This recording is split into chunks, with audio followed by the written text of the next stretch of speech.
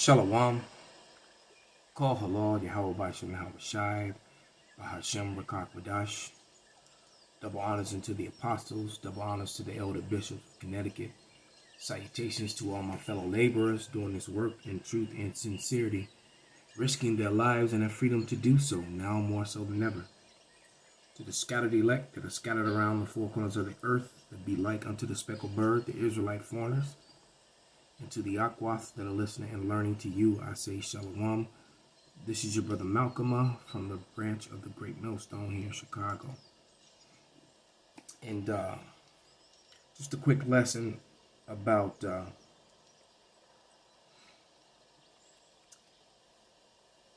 not being in love with the world. Guess kind of covering two stones, and that there's no end to the people, because you have this doctrine within Christianism that that teaches prosperity.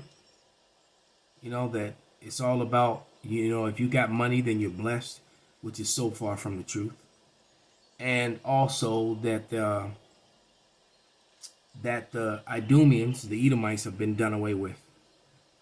Because by doing away with them, you just cancel out whole prophecies, you know, dozens of them.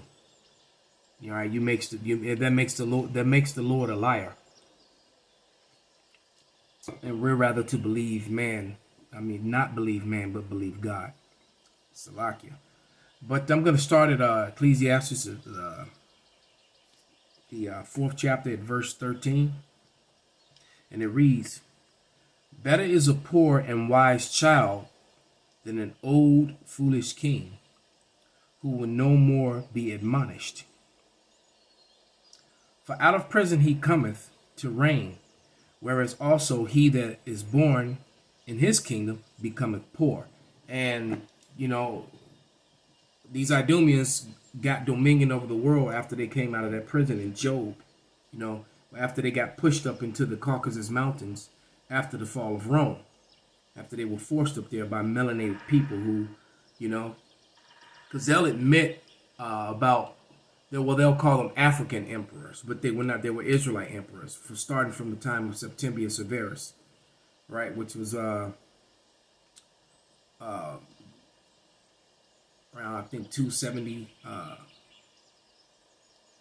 AD, something like that, somewhere around that time period, all the way up to Constantine. You know, Constantine, those were Israelites. Wicked, they were wicked as all hell, but, you know, they were the forefathers, the founders of the Catholic religion, you know, because the Catholic religion is not biblical at all. All right, the Lord is not with that. But that was started by wicked Israelites trying to please the pagans that were living among them, and they married the Bible to paganism. That's why you have Christmas and things of that nature. All right, but Esau, the Edomites, were forced up into the Caucasus Mountains, and they were released out of that prison. And once they got into power, it's true. And if you're in their kingdom, you become poor, because that's the way it's set up. And as a matter of fact, let's go to the account of when they got pushed up into those mountains. That's Job, the 30th chapter. I'm going to read to about verse 9, from 1 to 9.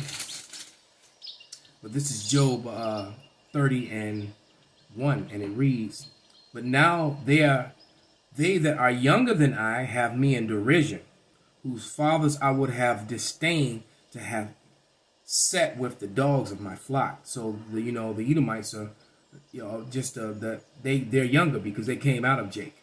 All right, they came out of the so-called Negro.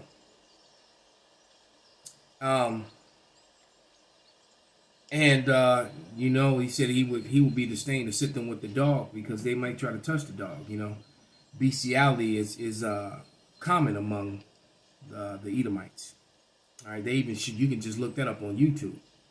All right, but it said, verse 2, "Yeah, whereto might the strength of their hands profit me, in whom old age was perished? For want and famine they were solitary, fleeing into the wilderness, in former time desolate and waste." All right, because they got driven up there. All right, "Who cut up mallows by the bushes and juniper roots, for their meat. And they still have a thing, a love with juniper, because I'm pretty sure that the juniper root is one of the main ingredients in gin, and that alcohol gin, and so they were eating those roots like food, right? Who cut up mallows by the bushes and juniper roots for their meat. They were driven forth from among men. They cried after them as a thief. All right, so they got driven out once they fell from power. All right, it said, among the bushes they brayed, under the nettles where they gathered together. So when you think about that movie, that old movie with Ray Don Chong called A Quest for Fire that came out in the 80s, that wasn't 100,000 years ago and all that kind of craziness that they say, which is impossible for them to measure. That took sort of time anyway. They've already admitted that carbon dating is only accurate up to 5,000 years. All right. After that, they're just guessing. You know, you pick up two rocks and you'll say one is 10,000 years old, and then you pick up another rock and say it's 1,000,000 years old. It's just madness. They have absolutely no way of saying that. That's pseudoscience, false science. All right. But it says to dwell in the cliffs and in the valleys and in the caves of the earth and in the rocks. And it talks about them, you know, that's what Caucasian means. Caucasian means cave dweller. That's literally what it means.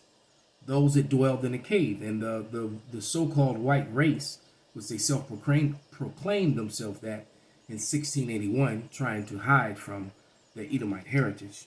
They're the only people that ever lived in the caves, and it was barely 1,000 years ago. Not 10,000, 20,000, 30, or 100,000 years ago. According to the Bible, the time frame of the Bible, all creation, you know, life, the earth is about you know, anywhere from a little over 12,000 years old, 12 to 15,000 years old, roughly. All right, according to when history began to be written. And it says, among the bushes they brayed, under the nettles they were gathered together. And if you watch that movie with Quest for Fire, with all that grunting, you know, caveman. All right. And it says they were children of fools, and they were, because, you know, everyone thinks so high and mighty of the Greeks and the Romans, but look, their society failed. Why? Because of the decadence. When you reach a level of decadence and you elevate women to above men, and you devalue the money, the same thing that's happening in the modern day Rome. All right, same thing that's happening. And every nation before them fell in the same manner. Because, you know, the Bible gives you the guideline on how to rule a society. And once you go against that, that society is doomed to fail. But it says they were the children of fools. Yeah, they were base men. They were violent in the earth. And now have become their song, yeah, and their byword. All right? Now, right, because we become niggers and Hispanics and you know, and spics and Indians, savages. We become all these things. And just like it was promised that we'll become a byword. As a matter of fact, let's go to, that's in the curses in Deuteronomy 28, but I'm going to shoot over to Psalms 69. I'm going to read 12 through 28. So a lot of reading today. Psalm 69.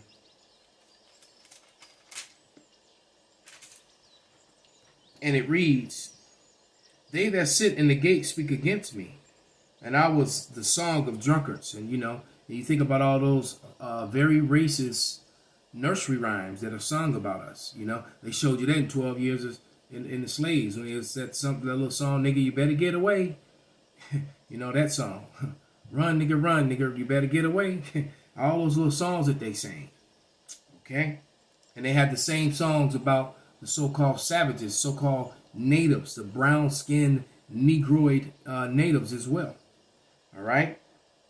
It says, but as for me, my prayer is unto thee, O Yahawah, in an acceptable time, O power, in the multitude of thy mercy, hear me in the truth of thy salvation. So, you know, in Acts 1 and 6, when the Lord returned, the first thing that the disciples asked him was, "Wilt thou now restore us the kingdom to Israel?"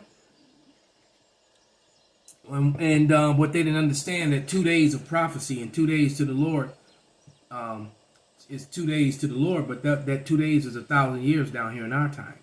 So they didn't understand that 2,000 years of prophecy had to go by. And in that time period, that 2,000 years of prophecy, the Edomites had to fall, all right, and go into darkness. On their belly they went. That was the Dark Ages, because now dark people were ruling, all right. It was dark for them, but it was also the dark flesh people were ruling. And then after being loose from that 1,000-year period, they got loose for a little time, and it's been, roughly about 600 years, which is less than a day. So it's a very small time to the Lord, long time to us, right? And we've been suffering under their cruel tutelage, their cruel system ever since. All right. It says, "Deliver me out of the mire, and let me not sink. Let me be delivered from them that hate me, and out of the deep waters. Let not the water flood overflow me, neither let the keep swallow me up. Let not the pit shout her mouth upon me. Hear me, O Yahawah, for thy loving kindness is good. Turn unto me according to the multitude of thy tender mercies," because we're catching hell down here, and it's getting worse as the days go by with the whole demic, with the Vanessa. It said, "And hide not thy face from thy servant, for I am in trouble. Hear me speedily. Draw nigh unto my soul and redeem it." All right, because it said no one would buy us, no one would redeem us, but the Lord. But that period is up now. See, that punishment is past. All right. "Deliver me because of my enemies. Thou hast known my reproach and my shame and my dishonor. My adversaries are all before me. Reproach have broken my heart, and I am full of heaviness. And I looked for some to take pity, but there was none. For no comforters I have found none.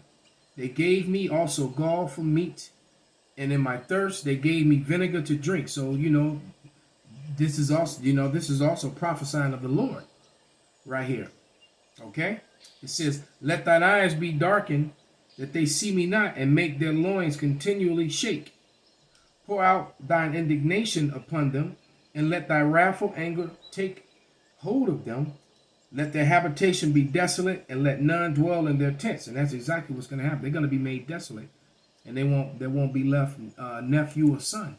There will be no male seed to carry them on, because the man is what carry the seeds. All right.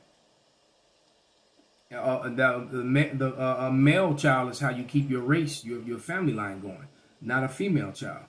All right, because a female is going to, whatever seed is put in her, she's going to bring forth that fruit. And if your daughter, marries a man that's not of your nation, your grandchild is another nation. That's not your seed line. That's not your people.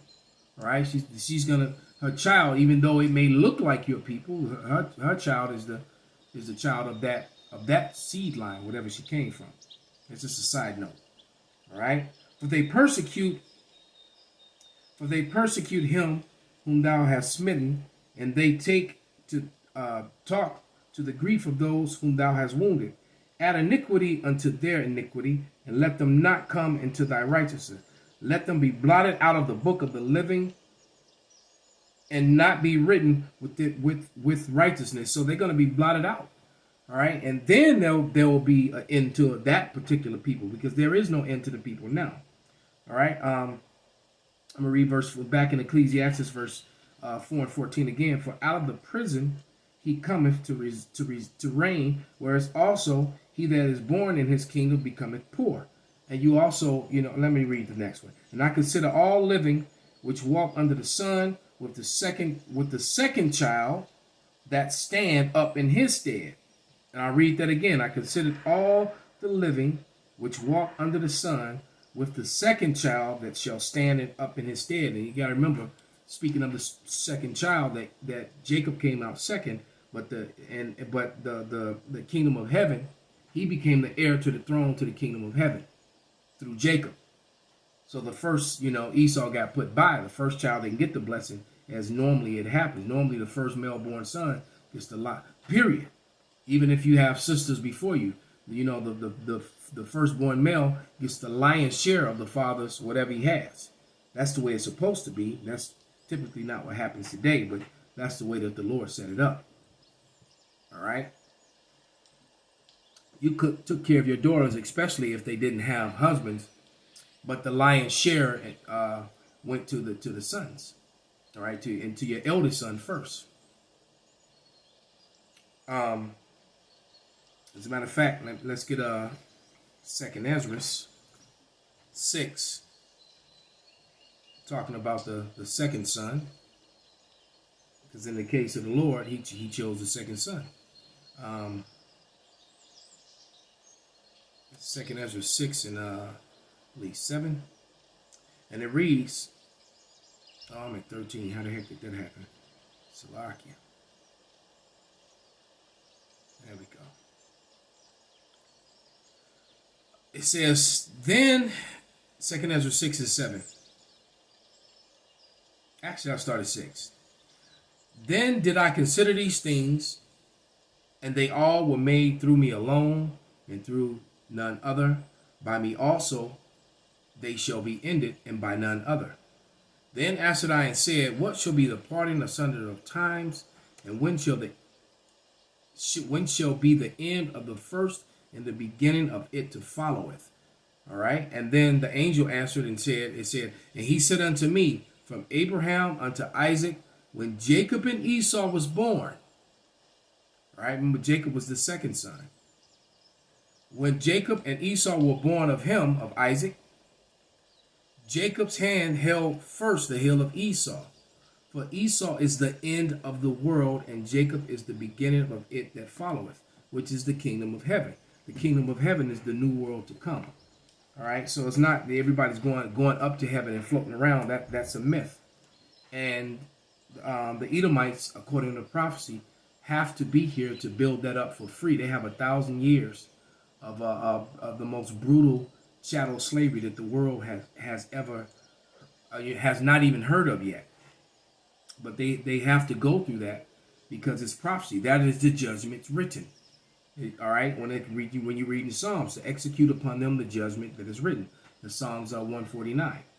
All right, so here, this is Ecclesiastes 4:16, last verse.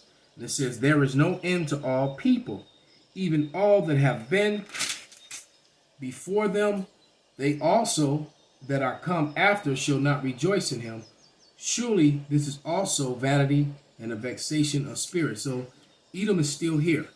All right. There was no massacre of them, and it won't be and it seems to be a typical thing for Esau to pretend like he was the victim when he's really the villain. I call him the villain victims.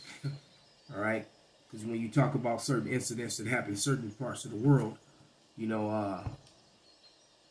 dealing with Germany and stuff like that, there's certain things you just can't even talk about. And you don't have to talk about it in a negative fact. You can just bring up the facts about certain situations and be deemed an anti-something, And if you notice, too, they're trying to connect people who don't do Vanessa and try, and trying to blame the situation with all the people who have done Vanessa on the people that don't have Vanessa, which makes no sense, since Vanessa is supposedly to protect you. So that narrative is falling too. All right, but anyway, with that, we're going to give all praises, all honor, and glory unto Yahawah, by Hashem Yahawashi, by Hashem Qadash, YAHAWADAH, Kwam Yasharala, Shalom.